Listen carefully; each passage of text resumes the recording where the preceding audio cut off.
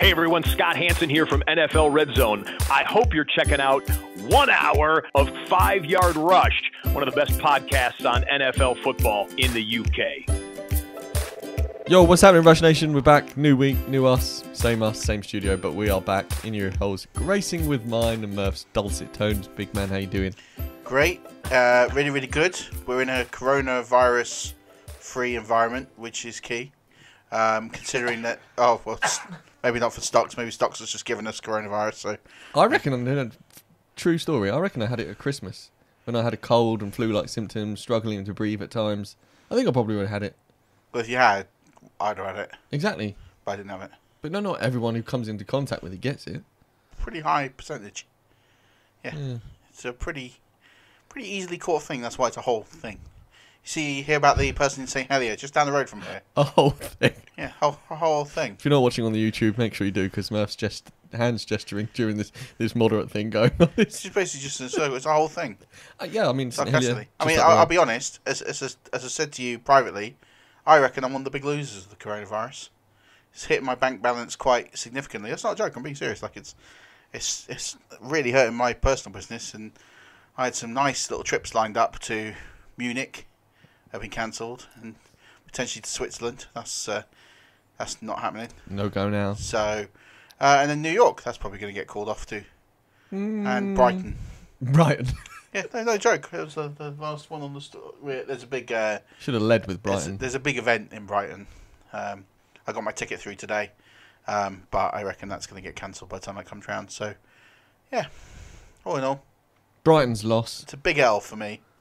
I'm taking the L, and then motivate myself by throwing it into the podcast. But you're not the biggest loser of coronavirus. I mean, obviously, those that have died have lost more, and their families. Outside of them, we can't blame Flybe. They were going to go bust anyway. Basically, just took anyone to have some sort of sniffle or trip hazard, and that would have been the end of Flybe. Get the black and yellow tape out, B. So yeah, they were on the way out. So. It's been a week where coronavirus is affecting my professional life far more than it should.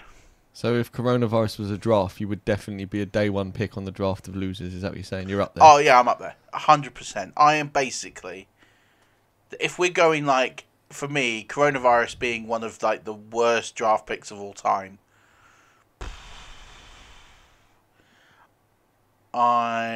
Basically, I'm a first day pick that has gone past. Just awful. Absolute massive L. I'm going to end up 20 years from now, sweeping the streets. No, you're not. Absolute hogwash. You've already had some stuff nailed in the pipe. Yeah, I know. But anyway, it's all I'm going to say is coronavirus, it sucks. It sucks hard. Sure does. Can't wait till it goes. I can't wait till it's rid of. It's going to ruin the Euros. It's going to ruin the Olympics.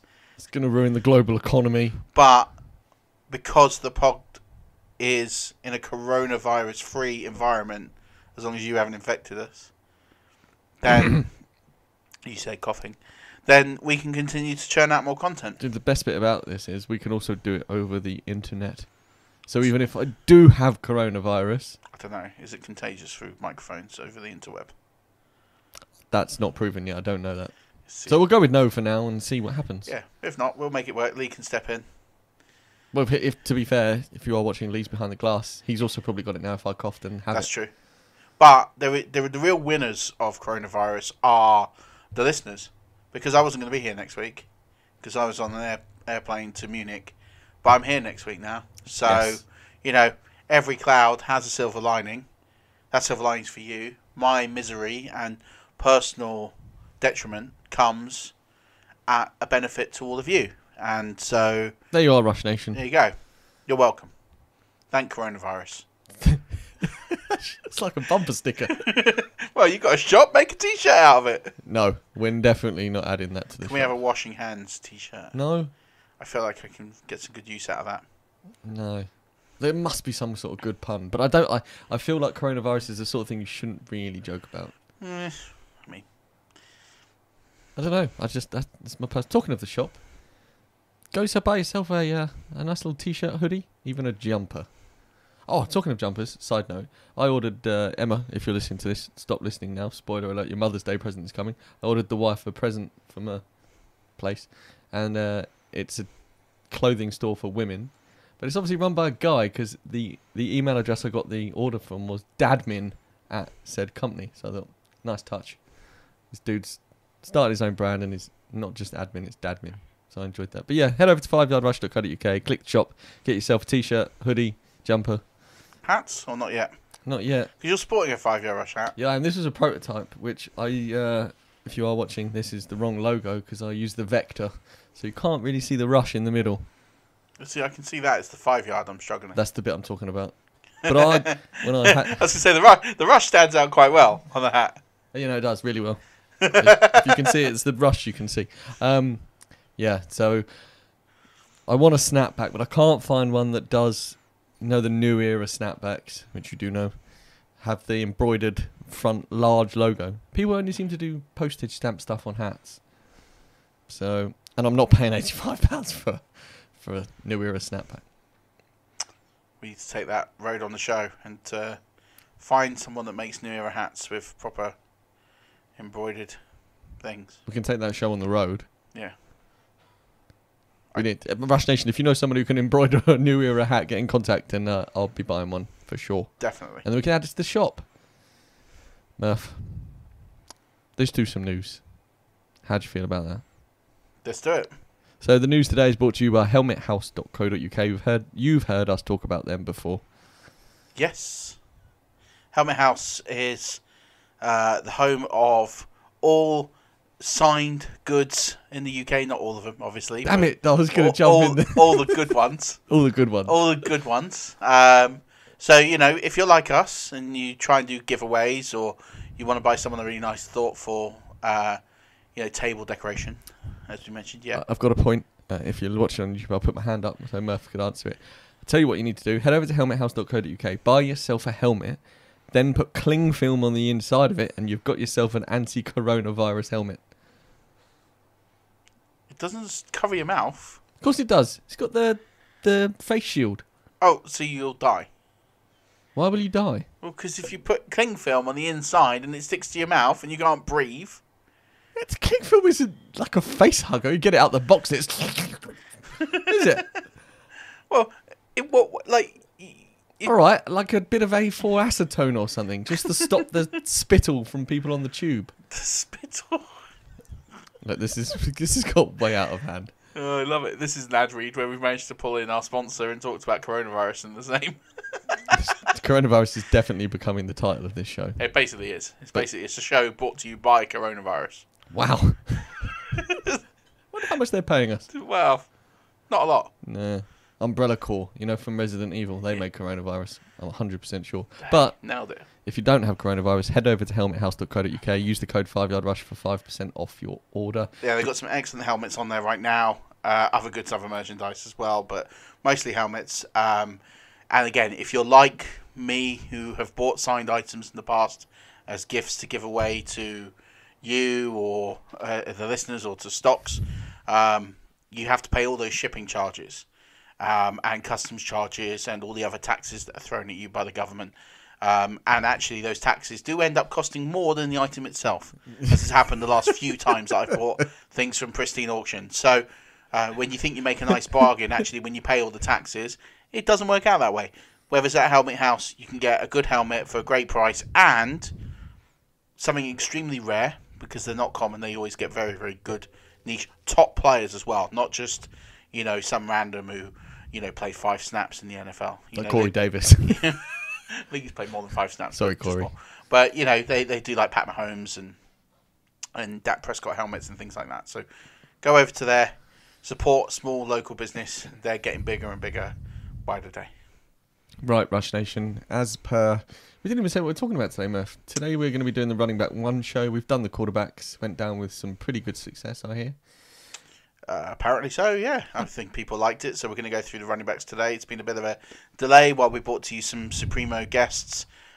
Just before that, just want to cover off what we've recently put on the site. So the quarterbacks, points against streaming went up a couple of weeks ago. Mm-hmm. Your running back tiers have gone on the site. Pitsy's written a banger where he's talked about 2 now. Well, yeah. So we covered the commissioner, what's it like to be a commissioner, but he has also written he's written one about going from Bust to Lust. Which he's put AJ Green there. Spoiler. I may or may not have had an input in this. Yeah, it did have your fingerprints all over it somehow. No, not all over it. The diamond was put in with my fingerprints on, and Pitsy shined it up. That was a good analogy. That was. It was. It's a shame that it's wasted on a player that hasn't played in like 2 years.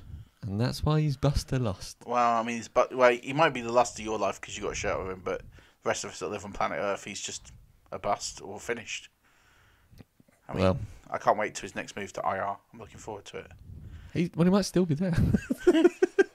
He might never come off. So yeah, there's some articles written. I wrote also one about 2019 rookies and their 2020 ADP. That went up today. And then the running backs PAS will go out Friday. So was that some sort of reflection on their ADP? That's their current 2020 ADP. So last year's rookies and year's rookies on current ADP this year. Okay. Now keep in mind that the prices are slightly different due to they're slightly inflated due to dynasty drafts being more of the drafts that happen this time of year. But it is a data set of anywhere between 180 and 300 drafts. So there's a good amount of data to look at. Who's drafting now? We're helping quite a few listeners at this moment who are drafting.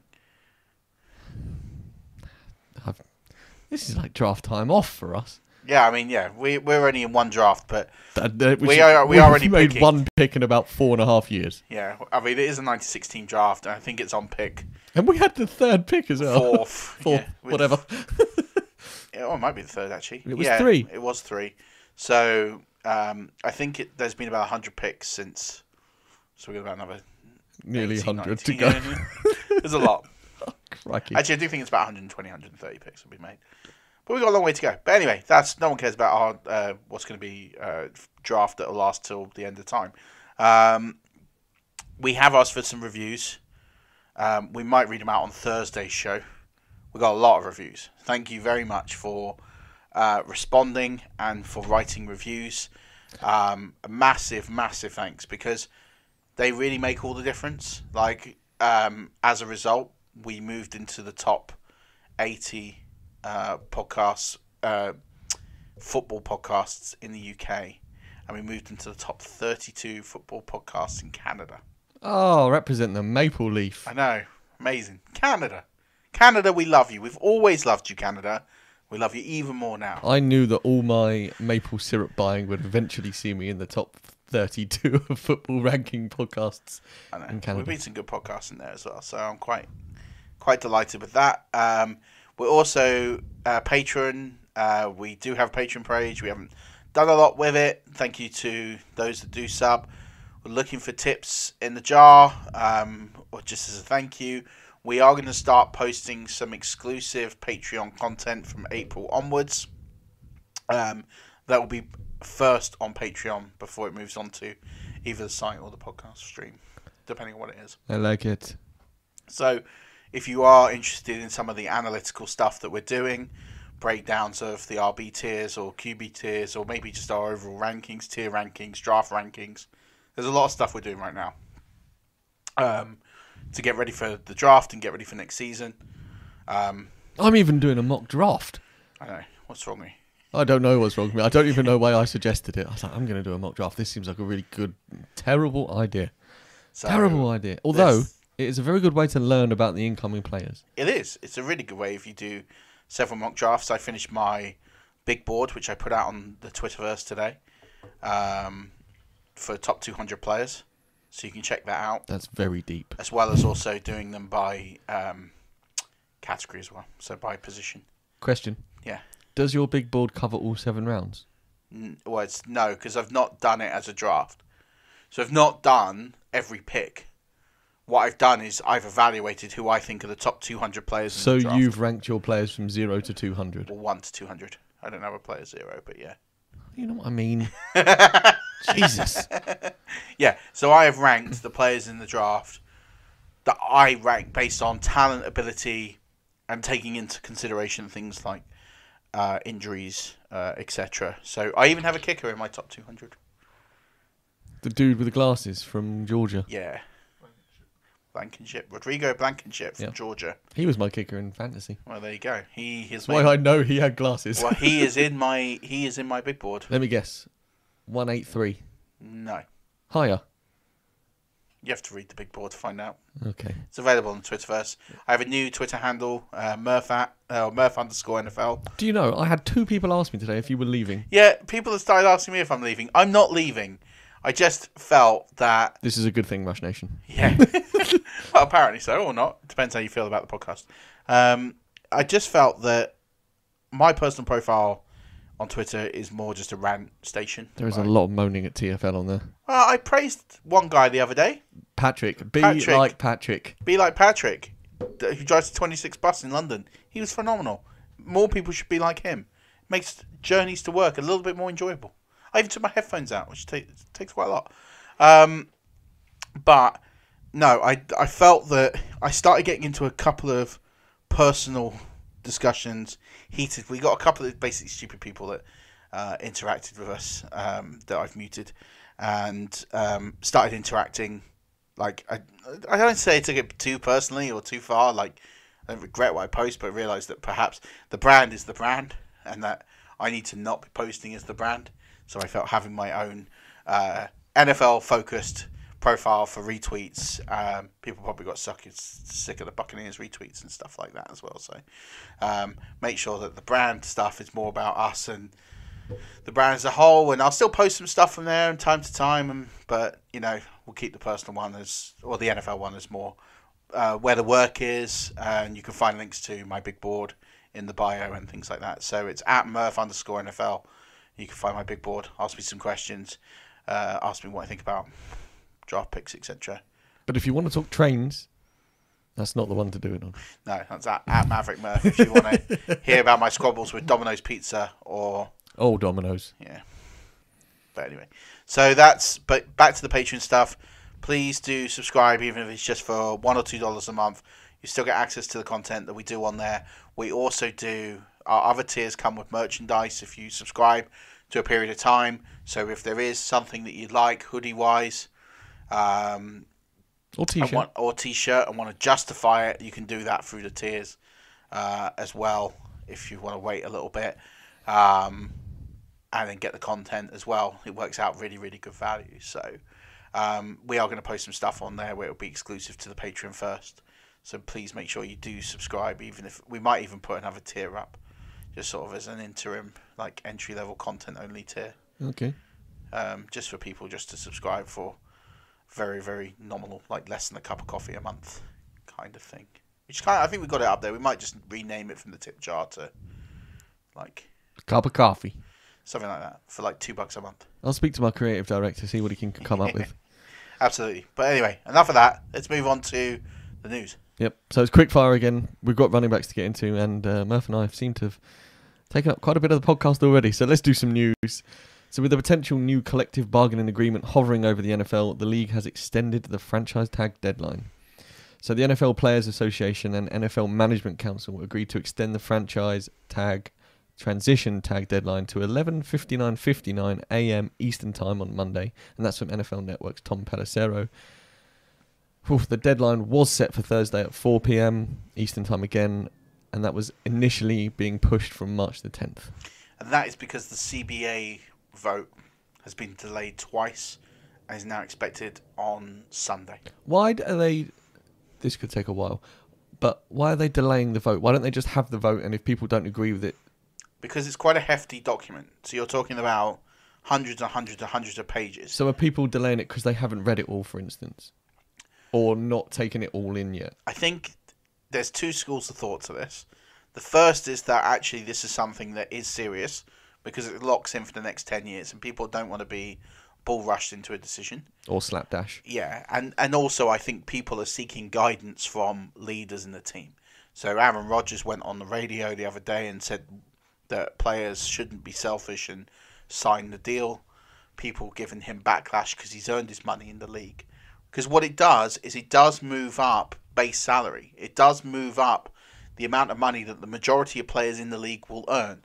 But there are things like the 17th game. There are things in there that put players' bodies on the line even more. And it's the risk to reward. For the majority of people, this might be a really good deal because they earn more money. And considering that the majority of people come out of the league having not earned more than $1 million or $2 million. Is that genuinely the base layer? The starting salary in the NFL last year, I think, was what, $495,000. Wow. That's what the majority of players earn in a ball. And if you think about it, like people go, "Oh, like, well, that's still a lot of money." It is a lot of money, but it's relative, right? Income tax, insurance have to pay a very, very high health insurance premium on that because obviously the line of work they're in, the more likely they are to get injured. Insurance against and protection against their salary in case they get injured. Then that's cheap. But then you've got travel, relocation. If you move from team to team, like a lot of those guys will be in Miami one year and be in Baltimore the next year. Like Ross from last week. Exactly. Coronavirus. So you have all of these factors. So they're moving around. That costs money. And then you have just the sheer non-guarantee that you might work past X amount of time. $495,000 sounds like a lot of money. And then you get injured. Then you've got to pay those medical bills. It's actually not a great deal. That's why the 4-year mark in the league is really, really important.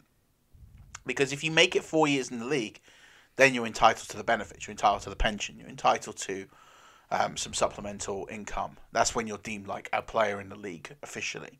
So that's why you get these guys, like Ross, for example, last week, where it's really important they get to 4 or 5 years in the league. Because then they get that extra, they get to be part of the players' union.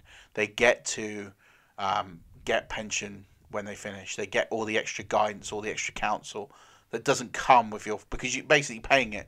Part of your wages is a contribution towards that as well. There's other things that make the factor up. So $495,000 doesn't go very far. So bringing it up into $600,000-700,000 helps.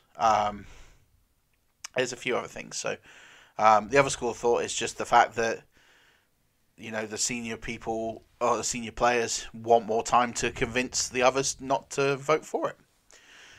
So that's where we're at.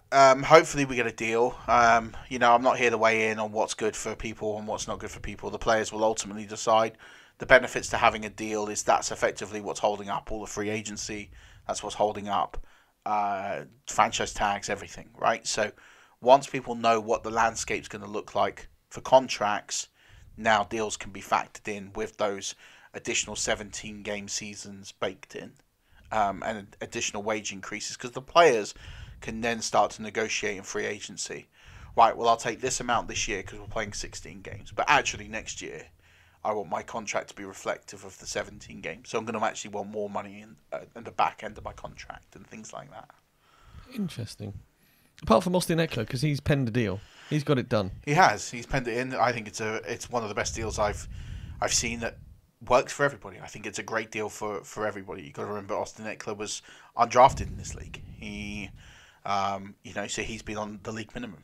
When he first signed to the practice squad, he got like $5,000, and now he's a millionaire. 4-year, $24.5 million deal. He even responded on Twitter by saying, I can't believe it. Like, you cannot be serious. Like, for him, he's delighted. Yeah. And that's, and it's one of those rare running back deals I look at it and go, that makes sense. Mm-hmm. It's just a logical deal. With the raising cap, $6 million a year for running back, it's not disastrous if that's your guy. He's also quite young. He's still only 24. It all kind of makes sense. It seems stupidly cheap for somebody who last year showed he can be one of the best running backs in the league. I don't think it's cheap. And the reason I don't think it's cheap is you've got to remember the amount of money that Gurley was paid and the amount of money that David Johnson was paid and the amount of money that Lev Bell was paid. I'm thinking Texas missed all of last year. Lamar Miller was paid. Thank you. All those players. Get the man and Mike. Yes, get him and Mike. All those players aren't going to return the value of their contracts. Zeke got paid a huge deal. It'd be interesting to see if he returns that value because there is a point round year 25, year 26, year 27, where these running backs start to break down because of the tread in their tire. So at least with this deal, it's one that Austin Eckler's happy with. He's gone from earning the league minimum, pretty much, to getting enough money to comfortably retire. He gets his 4 years as a veteran, so he gets all those benefits I just mentioned. He's going to be able to, on this contract, survive in the league, because even if his place at the Chargers comes under threat, it's a tradable contract. It's one that a team would happily pay for if they see value. Whereas you've got someone like Gurley, if Gurley hits the market tomorrow, no one's paying it. But no one is paying his wages, unless they're massively cash rich and willing to take a run and use him for a year. So it makes sense for everyone, because Eckler gets a lot of benefit, the team makes a lot of benefit, and I think it works for everyone. Okay. We've dived into this pretty deep, coronavirus, and I think I'm just going to do the next bit real quick. Actually, I've got one question before I dive into it. Las Vegas Raiders have released linebacker Tahir Whitehead. Is that the dude who was on stage at the... Yeah, he was. Man, he's cool. That's a shame. Yeah. He'll sign somewhere else. Hopefully. So yeah, the Vegas Raiders released linebacker Tahir Whitehead. The team announced Monday. 29-year-old Whitehead recorded 234 tackles in 32 games over 2 seasons with the organisation. Anything on that? I think it's a shame. I think we met him. He was a good player. He was funny. Yeah, he's a fun guy. He'll get a team. 29's not that old for a linebacker. I think he's got a couple of years left. Might have to take less than what he was on, but I think he gets a deal somewhere. There's quite a few teams that need help. I think he's worth adding, definitely. Okay, here we go. Time for some speed. The Browns have parted ways with veteran linebacker Christian Kirksey. The team announced Tuesday. Over his 6 seasons in Cleveland, the former third-round pick started 54 games. The Houston Texans and tight end Darren Fells have agreed to terms on a 2-year contract extension worth $7 million. Oh, kicker Kami Fairbairn has also inked a new deal. So if you own him in Dynasty, he's not going anywhere. After 13 seasons in Baltimore, perennial Pro Bowl guard Marshall Yonder is set to retire this week. He did contemplate retirement last season before returning for the 2019 campaign. The Giants traded for Leonard Williams just a few months ago, but now they're deciding whether to tag him or allow him to hit the market. As Ian Rappaport reported, the sides are nowhere near close to an extension. So they acquired Williams in a trade deadline deal with the New York Jets in exchange for a third-round pick and a conditional 2021 fifth-rounder that becomes a fourth-rounder if the Giants do re-sign Williams before the start of the new league year. I thought at the time, I thought the trade was dumb. And the fact they can't re-sign him is even dumber. Done and dumber. I mean, it is stupid. Like, I don't understand how, when you traded for him, you didn't get a deal done. Like, surely there must have been, we're going to give up a 3rd and 5th round pick when we're rebuilding, by the way. So it's not like they were a contender trying to add a piece. They were eliminated from the playoffs almost when they traded for him. So you're just like, I don't understand the logic of giving away 2 draft assets. Leonard Williams was a great player. And I understand, if you're going to trade for him, why you just didn't do a deal then. Like, you didn't just go, right, you want to come to the Giants, what do we have to do for a deal? Let's sort something out. And then even if you don't do it during the season, because it's the season you're trying to just get games done, why have you not done it when you've been eliminated from the playoffs? Why have you not done it at the end of the season? How is he being allowed to hit the market? Because you've given up a 3rd and 5th round pick for a player just like 5 months ago that might not re-sign. I mean, yeah, it's just baffling. It's more reason why I should take the Giants job. Let's get that train back going. Murf for the Giants job. And then finally, Mike Garafolo has reported the Bills have signed veteran cornerback Josh Norman to a 1-year deal. Norman, 32, has spent the last 4 years in Washington playing for the Redskins. Yeah, I mean, it's not a bad move opposite Tre'Davious White. Although you like your boy Wallace over there. I do like Levi Wallace. I think he comes in as a 3. You had some flexibility there. Listen, at the end of the day with Josh Norman, it's not talent, it's injuries, right? I think the Bills are one of the only teams that could do a deal like this. the coaching staff know him well. Sean McDermott coached him in St. Louis, apparently, before he moved to the Bills. Okay. So he knows the player, knows what he's getting. I think it kind of makes sense. I think there's logic to it. It's not a silly deal. Like, it's cheap. It's a $6 million rising to $8 million. So I think there's a lot of logic to it from a coach who has coached him before and knows how to get the best out of him. I just think it's down to, can they get the best out of an aging player, or are they just bringing him in as a culture guy? Which is fine. I mean, it's probably a bit high for a culture guy, but if he's going to take Levi Wallace to the next level and Tre'Davious White, who is already at the next level, add some character, or even just add some depth for a playoff push, I don't hate it for the money that they've paid. Yeah. Okay. Right, Murph. Let's brain fart. Let's do some running backs. Yeah. So similar to what we did with the quarterbacks, I've done some tiers. So I'm going to do the top 12 today, and then on Thursday we'll rattle through. I've got 13 more actually, because it's pretty much a statistical tie between 24 and 25. And then I've added 4 more players, and the reason I've done that is they were all injury/personal reasons hit, but there's some interest on those players that I feel like we should cover. So it's a bonus bit on Thursday. I've set the points threshold, so I looked at the average placing for basically a top 3 week in PPR. Half PPR. I did this in. So I looked at the half point. No, I did it in PPR. My apologies. So I looked at the top points, as in the top 3 points, and sort of found the average top 3 ranking was week to week, which I put rounding it to 21 points. Solid was anywhere between 20.9 points to 9 points, which is a massive range, and I appreciate that. But that was solid. Wasn't going to win you a week. Wasn't going to lose you a week kind of production. And I've done a bust from 8.9 points and below in PPR. Figure at that point, if you're in PPR and your running back's getting less than 9 points, that's a real area of concern. So, go on. No, over 21 points was only by 3 people each week. That's what made it. It's a statistical average, right? So that seems very few. It does.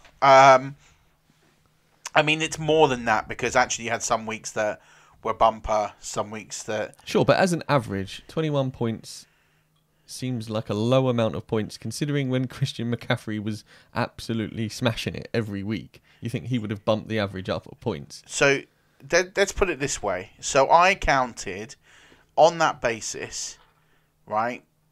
I said that if you had 6 or more weeks in MVP level, 21 points or more, that is elite production. And there were 4 running backs that passed that total of 6 games or more, or 6 weeks where they got more than 21 points.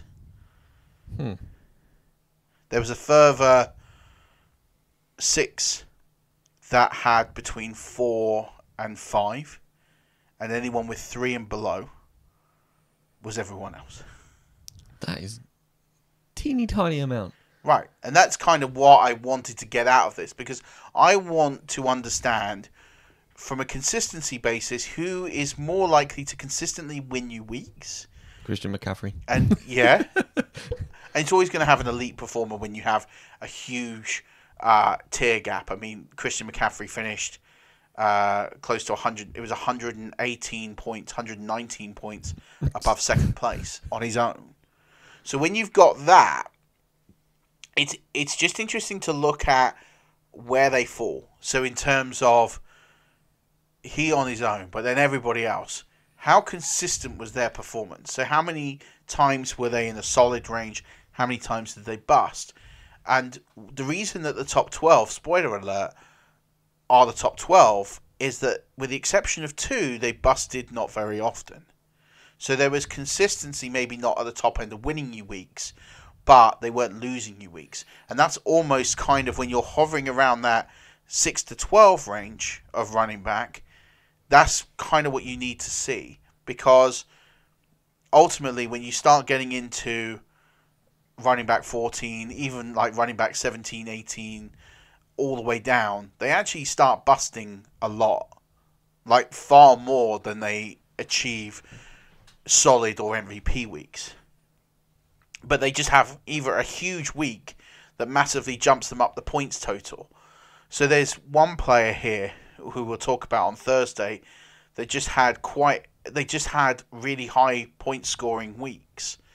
And so as a result, they jumped above the likes of Le'Veon Bell, who didn't have one single MVP week, but actually had a lot of solid weeks. And then where's your value? Do you really want someone who's boom or bust?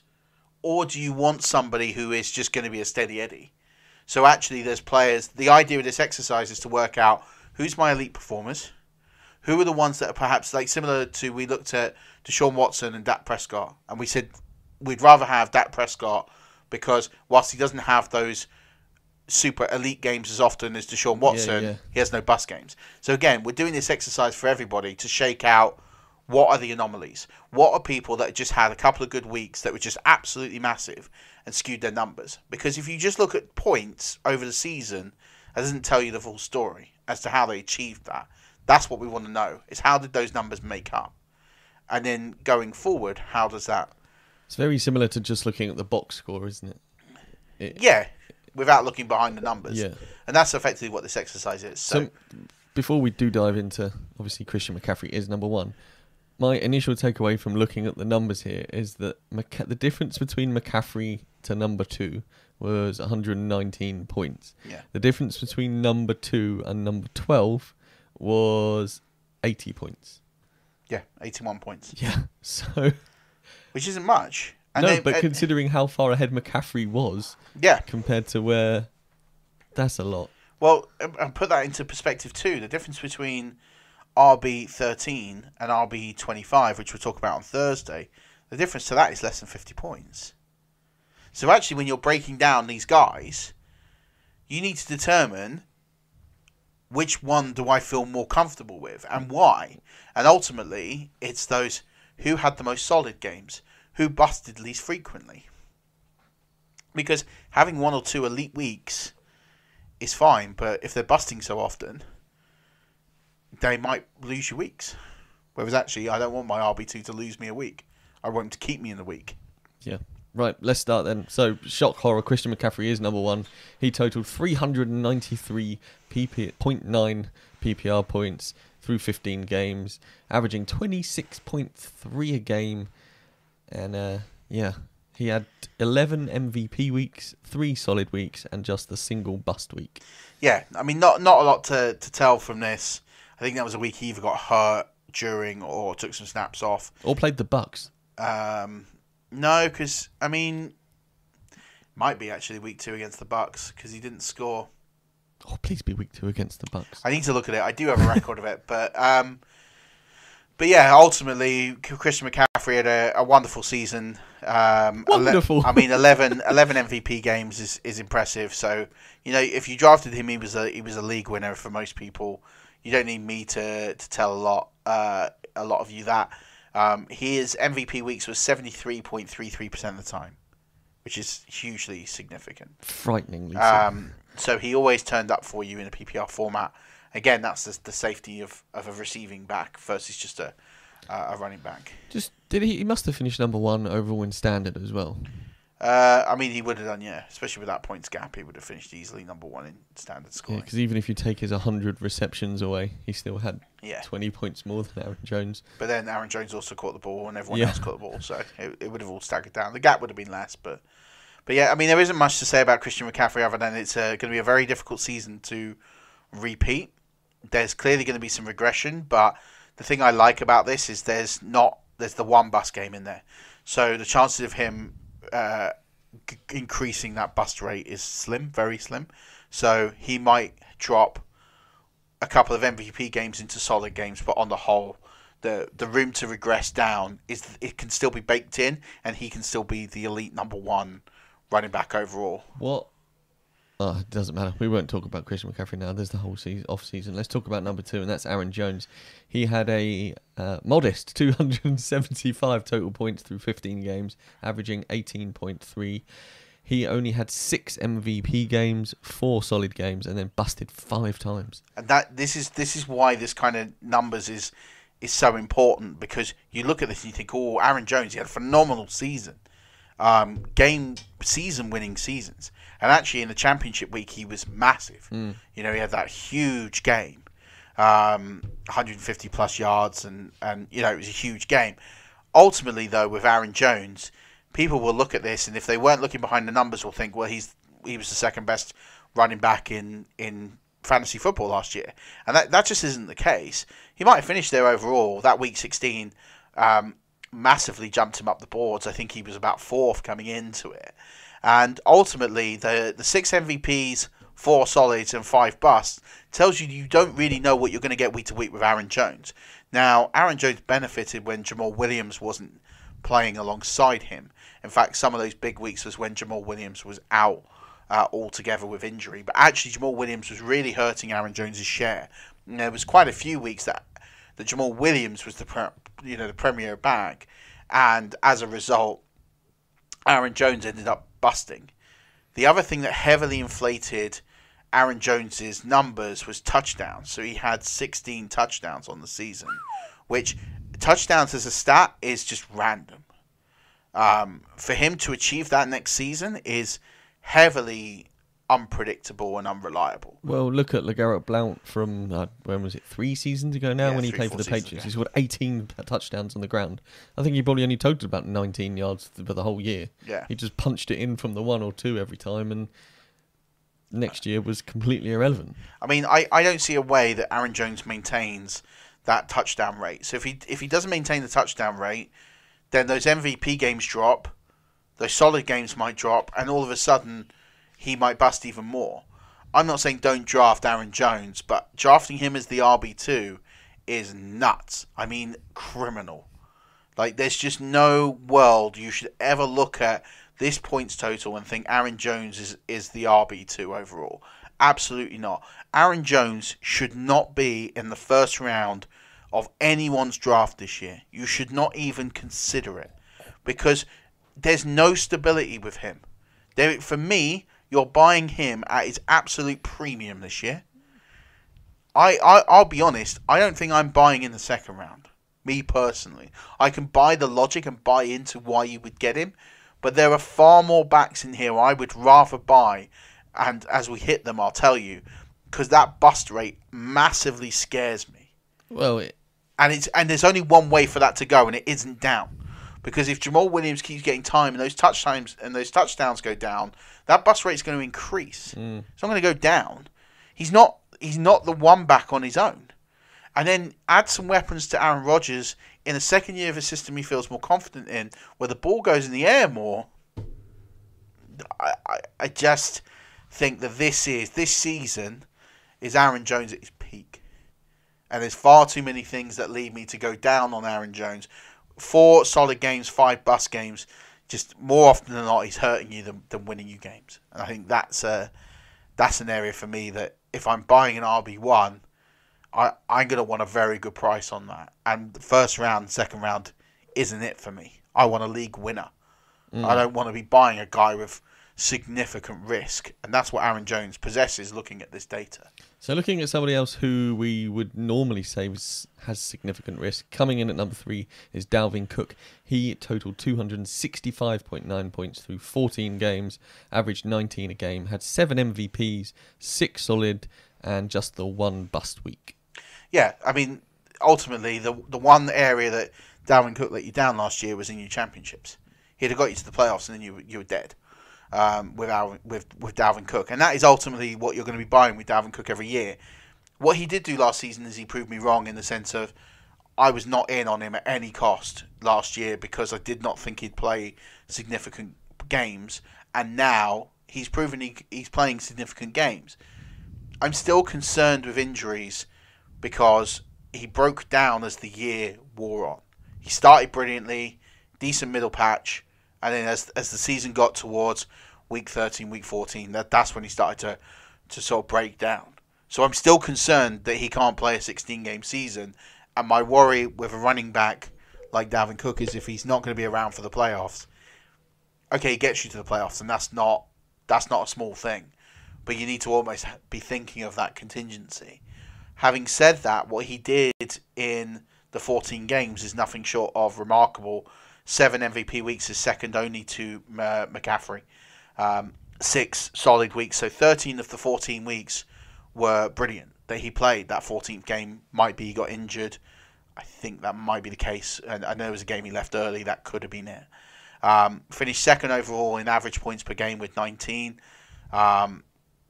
His ADP last year was around the 9 mark. Aaron Jones was 14. That's just for, so he was sort of drafted as a top 10 player last year. And so as a result... Is that ADP as total players or ADP as running back? It's ADP as total players. Because Christian McCaffrey's ADP wouldn't have been 1. No, I think I meant to change that as 3. Yeah, no, that's total players, I think, because I don't have like a 5 or... Yeah. That makes sense, okay. No, it's not. It is total. It is running backs. Apologies. Yeah, because I've got like James Conner as 6. So he was the 9th running back off the board. Which is significant value. Yeah, Aaron Jones was the 14th running back. So if you bought Dalvin Cook last year, you did very well out of buying him, and he massively outperformed his ADP for running backs, which is good. Again, it's the injury concern, but I like the fact that he was solid and he was consistent. And again, when I'm looking at players, that's kind of what I want to see. The other part is the injury concern, but he's someone I might buy. I mean, again, the problem is, can I take him as a top 3, top 4 back? I probably can't, because I don't trust the injuries. But if he's there at the tail end of the first round, I am more likely to buy him now than I certainly was 12 months ago, based on this data. Finishing up on Dalvin Cook, we took him once in a league last year, and that was because you weren't there to make the pick, and I took him. Was that one of the leagues we won? What league was it? I can't remember. Well, I'll tell you what, you dig it out and I'll tell you if we won. Oh, please hope it is. Yeah, I think, listen, I'm always going to be, in those early rounds, a little bit risk averse, and I think that's always done me reasonably well. Dalvin Cook is one player I probably got wrong last year. You're not going to hit every ball out the park. No, absolutely not. And I don't regret it, because actually if we'd used him in the playoffs, he would have hurt us. So, I wouldn't be surprised if we didn't win that league, but we probably definitely got to the playoffs with that team, and probably burned us in week 14. I don't know. But moving on to Zeke. Yeah, number 4. You drafted him as your 4th overall running back, and he finished as the 4th overall running back with 258 points through 15 games, averaged 17.3. He had 4 MVP weeks, 10 solid weeks, and then just a single bust week again. Yeah, I think a lot of this season is... I think he easily finishes as the RB2 last year, had he not held out. I think the holdout meant he wasn't quite at full speed. He was definitely suffering in those early weeks. Yeah. And didn't really get going. But even then, he wasn't busting. And again, that's what I really like about this data, is it's just solid, consistent performing. The one thing that goes against him is the amount of MVP games, just a 4. So he wasn't winning you many games on his own, which when I'm drafting the RB4, that's kind of what I'm still hoping for. But again, I think take that aside, had he been around for preseason and training camp and been fit when he arrived, do I think that number would have gone up? Probably. I think that would have got more towards the 5 or 6. There's definitely a couple of those solid games that could fall into the MVP games, had he had a full preseason and everything. Yeah, for sure. So the next guy, you definitely didn't draft him as your number 5 running back, and that's Austin Eckler. He scored 249.6 points through 15 games, averaging 16.6. Drafted him as your 29th running back off the board. He had 5 MVP weeks, 9 solid weeks, and just the single bust week. Yeah, so Austin Eckler's a really interesting prospect to look at. So the fact that he just had 1 bust week, everyone can talk about, when Melvin Gordon came back. And Melvin Gordon didn't do jack. No, I mean, he's someone that we are going to look at on Thursday. But what he didn't do was massively hurt Eckler, at least from a bust perspective. I would argue that maybe some of Austin Eckler's MVP weeks have potentially gone awry as a result of some of the touches that Melvin Gordon was getting. So, but 5 MVP weeks and 9 solid weeks, so that's 14 of the 15 games that Austin Eckler played. Again, he wasn't losing you, which is significant. It's huge. You know, when a player's only busting for you, he's only hurting you 1 week. You can afford to take an L 1 week. Mm-hmm. The rest of the time, he's not losing you games. So Austin Eckler, for me, is a fascinating player to look at this year because we don't know who's under center, and that is going to affect things. But once we know that conundrum and we know Melvin Gordon's gone, one thing's for sure, Austin Eckler will be a top 12 running back. It's just where is he going to go in drafts? Because right now, I don't know. Because all his ADP data is going to be out of whack because people don't know the situation. So it'd be interesting to know at what price you need to get in at Austin Eckler at. If he's there in the 3rd round, I'm snapping him. Oh, all day long.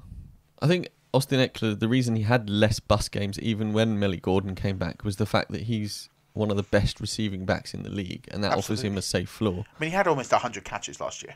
Yeah. And he had 993 reception yards. So he had an excellent season.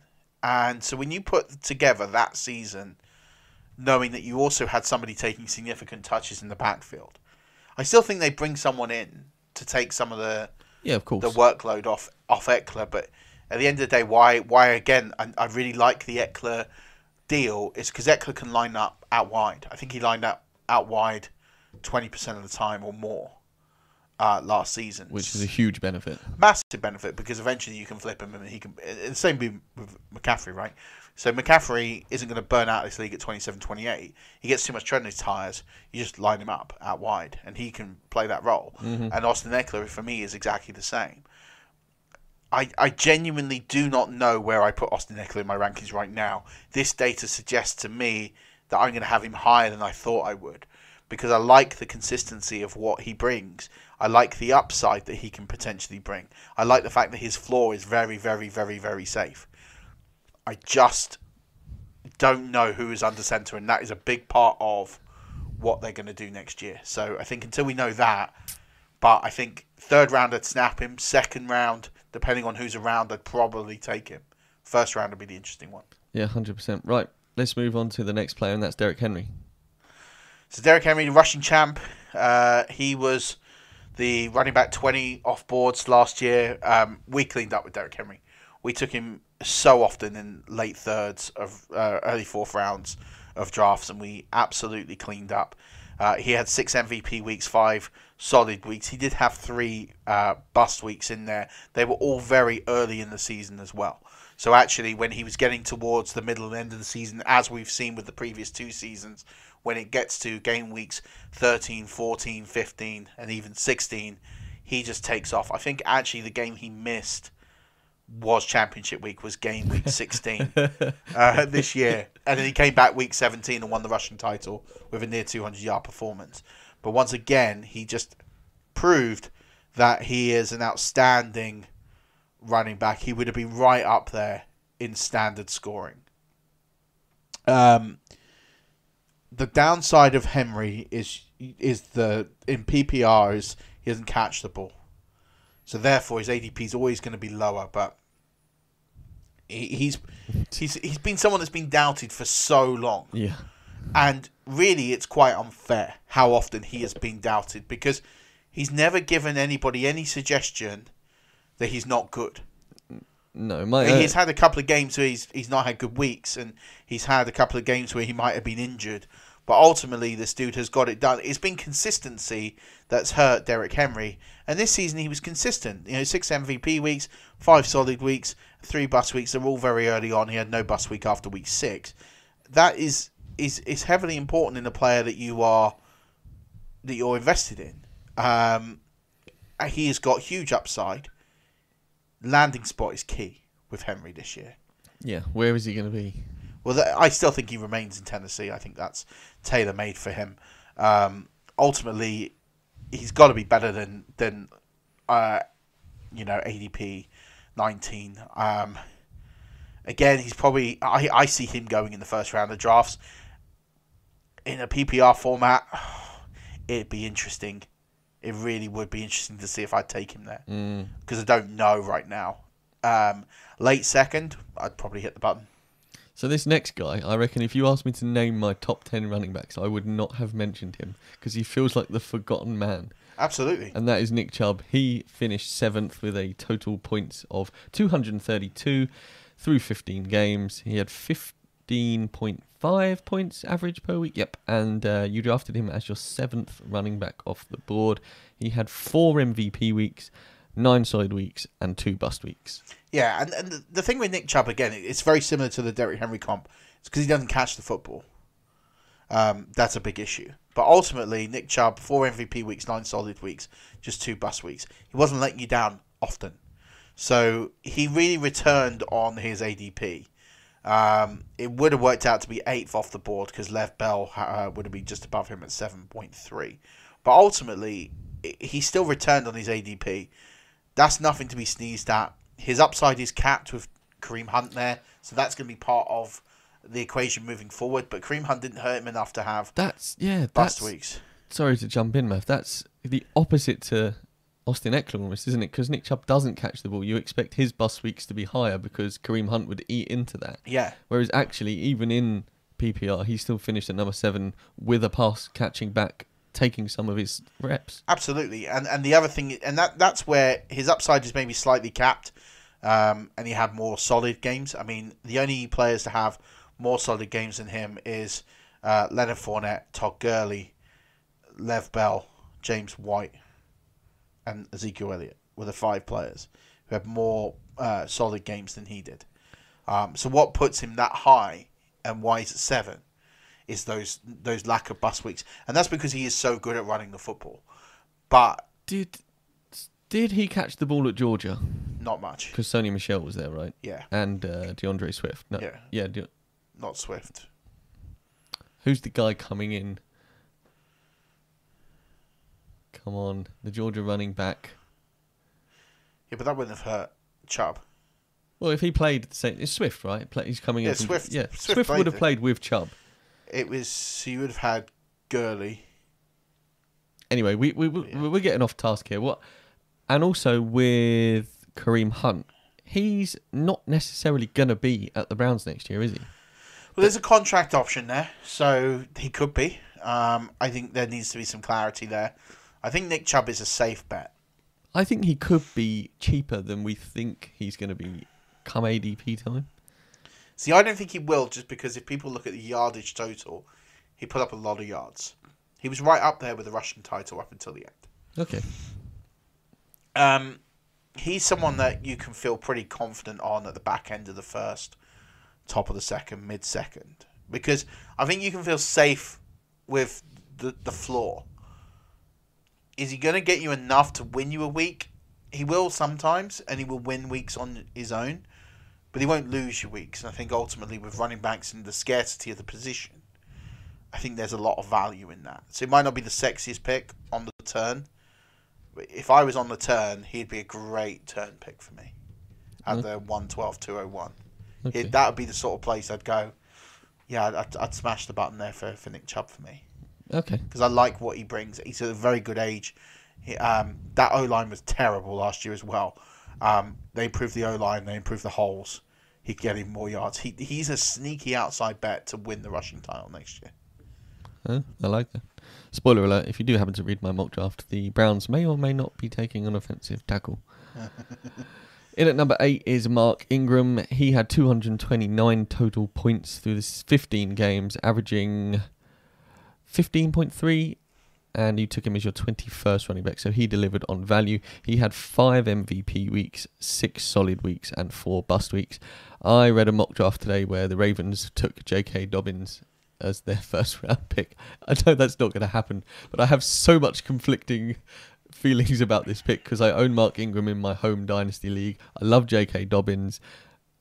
I don't want him to go to the Ravens because I need Mark Ingram, but I think him going to the Ravens would be a great thing because they will use him correctly. It just, everything about that mock hurt my eyes and brain. Yeah, and I think Mark Ingram kind of hurts my eyes and brain because he is a good player. You know, he came out last season. Again, a lot of touchdowns. Off the top of my head, I think it was like somewhere between 14, 15 touchdowns last year. Yeah, he had several weeks where he had 2 or 3, didn't he? So, he put up a lot of touchdowns. That's a number that will heavily regress. That's something that worries me slightly in terms of bust. Second is his age. Third is the fact that Lamar will continue to run the ball and therefore take away Ingram's opportunity. And fourth is, as you say, if they draft a running back. And that's very possible given Ingram's age. Not to mention you've got Justice Hill there. Exactly, they do a running back, by committee. So Mark Ingram for me is someone that I'm fascinated in, but I don't think I'm buying at an RB1 price. No. An RB2 price, I think definitely there's some interest there. I don't think I'm smashing him. And probably before the 4th round, unless maybe the end of the 3rd. It depends how many running backs go off the board. Ultimately, the 5 MVP weeks are nice. Can't see him doing that next season. The 6 solid weeks, I think that will... He'll see some regression in the MVP column to the solid, but I also think he can see some regression into the bust column. So the whole thing could slide to the left. 100%. Oh, yeah. So the way I look at this is, if I looked at this next season and based on them either taking a running back or just changing their scheme slightly, I could see that reading something like 3, 9, and 5, something like that. It's something that wouldn't shock me. Or 3, 8, and 6. Yeah. Those are the kind of numbers I still think he wins you a couple of weeks, but I think he costs you more weeks next year. I do think though that Mark Ingram may be a running back 2 value wise. Yeah. Because of some of the people below him in this list who will be drafted ahead of him again. 100%. I would buy him at an RB2, mid RB2 level. I think that's fine in a redraft. In a dynasty, I'd probably not be buying him as a top 24 pick. It depends on the rookies and landing spots. It depends on some of these guys. I think there's some of these guys in these RB2 conversations who, for me, have got a very strong case to be an RB1 next season. So if I'm buying him in that, I haven't done my rankings yet for the season. I wanted to get all these done and then start putting rankings together. I feel like RB18 onwards, I wouldn't feel too bad. I think anything before that, I think I can think of 18 players I'd want more than Mark Ingram at this stage. Fair enough. But that's not to knock what he did last season. Dobbins would look so good in a Ravens outfit. Anyway, moving on. Number 9 is Noodle Legs himself, Leonard Fournette. He scored 221 points through 15 games, averaging 14.8. You took him as your 13.3 running back off the board. He only had 3 MVP games, 11 solid weeks, which is solid, and then just the 1 bust. Yeah, Leonard Fournette put together probably one of the most boring top 12 running back performances of all time. And there is a guy who did it probably even in an even more boring way that we'll get to. There's nothing wrong with that, by the way. In the sense of, I'd rather buy boring if it's going to deliver that kind of output. Ultimately, with Fournette, he's not going to win you many weeks. So the upside with there is incredibly limited, but he's also not going to lose you weeks. I like that ADP of 13. I think 13, 14, I think is a good range. This was last year's ADP. I'm not buying him at 9. Last year of his contract. You wouldn't have bought him at 13 last year. No, I wouldn't have because of injuries, but he played 15 games. There's a couple of reasons that I'm a bit concerned with Fournette. First of all, last year of his deal, there's absolutely no sign that they're going to give him a new deal. So how long do they persist with him? Second, Raquel Armstead played the last week of the season and absolutely dominated and actually just showed perhaps it's more scheme than Fournette. Fournette lacked a bit of burst for me last season, and I think he had a game where he caught a 69-yard touchdown, or he ran for 69 yards, or something like that. He had a 69-yard play for a touchdown. That before that play, or when that play was finished, he ended up with 60. He was on, he ended up with 64 yards. So he was on -5 after about 13 carries, and that's the sort of thing that Leonard Fournette will do. Run backwards. Basically. And that's what I'm worried about. And especially with, if they go a Gardner Minshew under center and they're shipping a lot of pieces, if they start shifting O-line pieces off, because they're just shipping people out of there. And if they decide they're going to tank for Trevor, which they very well could do, cannot be another tank for someone. then I'm worried that Fournette is just going to get caught in the crossfire. And he's either not going to be used, or be used, but the team's going to be bad. So I'm not in on Fournette as an RB1. But again, it's similar to the Mark Ingram. I would probably buy him over Mark Ingram, but not by much. Wow. Because I like the fact that he has solid games. And there's just not a lot of upside with him. He's not going to give you elite performance. But you're taking him on at risk. So again, ADP 18, 19, I'd maybe be more interested, which is a lot higher than where I put him last year. A lot.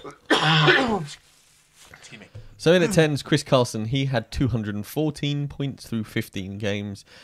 14.3 points per week was his average. He had 4 MVP weeks, 7 solid weeks, and then 5 bust weeks. Yeah, so the Carson bust weeks come down to Penny coming in.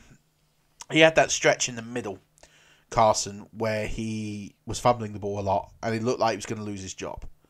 And then Penny came in, he had a couple of big weeks, and then Carson ended up getting the job back, and he became elite towards the end.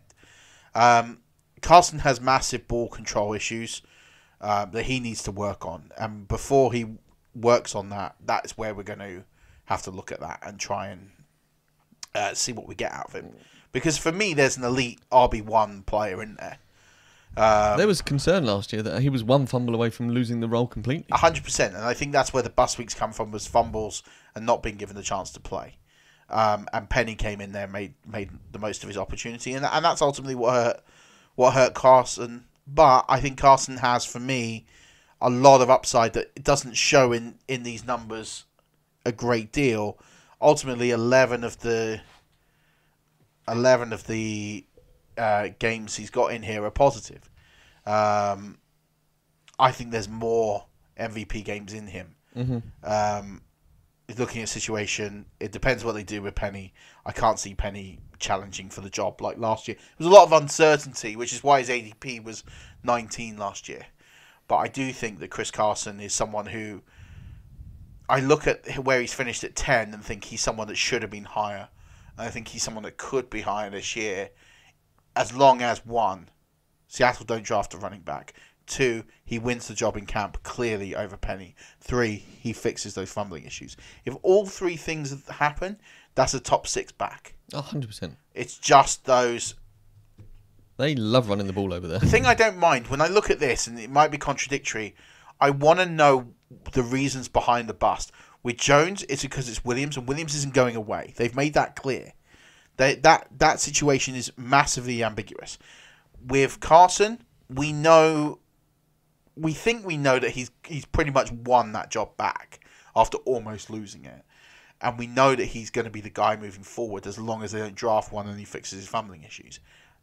When you can justify why players bust, it's a lot easier. There's a player we're going to talk about on Thursday who had a lot of bust games, but when I tell you why he busted so much, you can see the sense of optimism as to where he finishes. Sounds like a Daniel Jones coming up. Yeah, potentially. He's not as polarizing as Daniel Jones, though. So yeah, I like Carson. I think he would have finished the top 6 back for sure had he not had those fumbling issues. And I think he showed towards the end of the season that he's worked very hard on those. Absolutely. Right, let's talk about the next player who has enabled me, by trading him in a Dynasty League, to be able to pick up JK Dobbins. That's the number 1 overall pick last year, and Why it's not Saquon. Jonathan Taylor? I planted my flag. It's probably going to be Taylor if he lets in a landing spot, but It's got to be Taylor. it doesn't have to be. There's absolutely no reason why Jonathan Taylor is not the 101. We can fight about this on another episode, Murf. Saquon Barkley was your number 1 overall pick. He finished at 11 with 198.9 total points, only 12 games played, averaging 16.6 a year. He had 4 MVP games, 4 solid games, and 4 bust games, which is the epitome of consistency. In the sense of he had equality across all. Let's look at the bus games first. So one of those bus games, he got injured versus Tampa and went out in the first quarter. It's counted as a bus game because you would have started him that week. He had a game where he came back and he came back too early and did not look right. as half his bust games. The other two were in that sort of period where he was just sort of coming up, getting up to speed. He was splitting carries. He wasn't quite fully free of the injury. The same way that his MVP games were very early in the season. His solid games came towards the end when he kind of resembled some form and got back. Ultimately, Giants had a new QB. They had a just shocking offense last year and had a horrendous amount of injuries, which is always going to tell its tale. Is this the real Saquon Barkley? I think we can all pretty much look at what happened last season and write it off and just go, no. What we saw in his rookie season is far more what we expect. He's going to have a much better offensive unit now to help a QB in his second year. I think at the end of the day, I look at Barkley's numbers as sort of an outlier and say this is just a product of a serious injury and he is an elite talent. So I'm not going to spend a lot of time on these numbers because ultimately they're pretty meaningless. He was injured. He came back too soon because they needed him because they couldn't put bums on seats. And he wasn't ready, and it showed that he wasn't ready. But ultimately, Saquon Barkley is far better than 4 MVP games in 12. And he will show that next season. 100%. Right, on to the last running back of the top-tier running back ones, and that's Todd Gurley. He finished with 194 points through 14 games, averaging 13.9 points a game. Had 1 MVP week, which was the shocker. Had 10 solid weeks and then 3 bust weeks. So everyone kind of washed up Todd Gurley last year and actually had a pretty good season, all things considered. Again, spectacularly boring. You and I were buying him up late second rounds everywhere as sort of the RB10, RB11 off the board. And ultimately he delivered what we drafted him at, which was an incredibly safe player. He didn't produce the upside that you and I thought, but ultimately he didn't cost us titles. Taking Todd Gurley in the late second round last year was not a mistake. It wasn't a league-winning move. It didn't yield us titles, but it certainly didn't lose us titles. We got the player that at the cost that he really was. That's never a bad thing. Yes, okay, we could have picked Derrick Henry. We were getting him alongside, so you know many of our teams had that construction of Henry and Henry. We had Henry, Gurley, and we had a mix of one of the top 4 backs when we were picking in the top 4. So we had one team where we had McCaffrey, Henry, Gurley. So we had 3 top 12 running backs. Thanks for coming. It's brilliant. That's exactly kind of what you want. We had other makeups of a similar vein to that. So he didn't hurt you where you drafted him. Ultimately, we don't know what's going on with Todd Gurley next year. Is he going to be on the Rams? Is he going to get traded? Is he going to get cut? Kind of no one knows at this stage. We'll know a lot more. Yes, okay, he didn't have many elite weeks. He had 1. That's where Todd Gurley's at now. But ultimately, the Rams as a whole, that offensive line was incredibly poor. They know that. They know they have to go and fix that. There wasn't anyone in that Rams offense last year that you took that produced you great numbers consistently. Not even Cooper Kupp. He did well for good stretches. He had elite weeks, but then he had very, very barren weeks. Jared Goff was not a top 12 quarterback. Robert Woods, not a top 12 wide receiver. Brandon Cooks disappeared into thin air. The only player on that offense down the stretch was Tyler Higbee. Was the only one that came out of any form of elite credibility. And he was nowhere at the beginning. Absolutely not. Only the last 5 games. So really, when you're looking at this and you're thinking, you're digging through the data, Todd Gurley was arguably probably the most consistent player for the Rams last year. He was the one that consistently put up performances. And perhaps it might be. I'm not going to go as far as say this is one of his greatest achievements for a player that was heavily written off. People are saying like, "Oh well, Todd Gurley's done in this league." I'm not so sure because I think he's put up pretty consistent numbers. You know, if you think of some of the running backs that he has finished above this season, he didn't do it in a glamorous way. He didn't have massive boom weeks that just elevated his number. He just had very consistent 60, 70 yard games. Plodding along, nicking a few TDs on the you know, the 1 yard line, 2 yard line, although he'd lost some of those to Malcolm Brown as well. So ultimately, you know, he still had competition. It depends where Gurley ends up. Do you know, if he stays at the Rams, I've got a sneaky feeling all right, he's not going to be the Todd Gurley of old, but I think he could be better than he was last year. I completely agree with that. And I look at that, I think he's someone that 12 is his floor. If he stays at the Rams and they improve that offensive line, 12 is his floor. Absolutely. And once again, am I going to buy that in the late second, early third? All day. All day long I'm buying it. Why wouldn't you?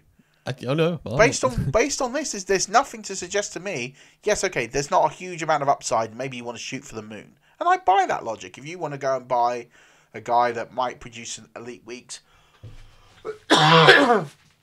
excuse me, Jonathan Taylor, for example, I buy that. Ultimately, I just don't want to get those early picks wrong. I don't think you can go that wrong with Todd Gurley in the early third. I'm all aboard, man. So listen, we're symbiotic. Yeah, and I think that's what I think solid weeks.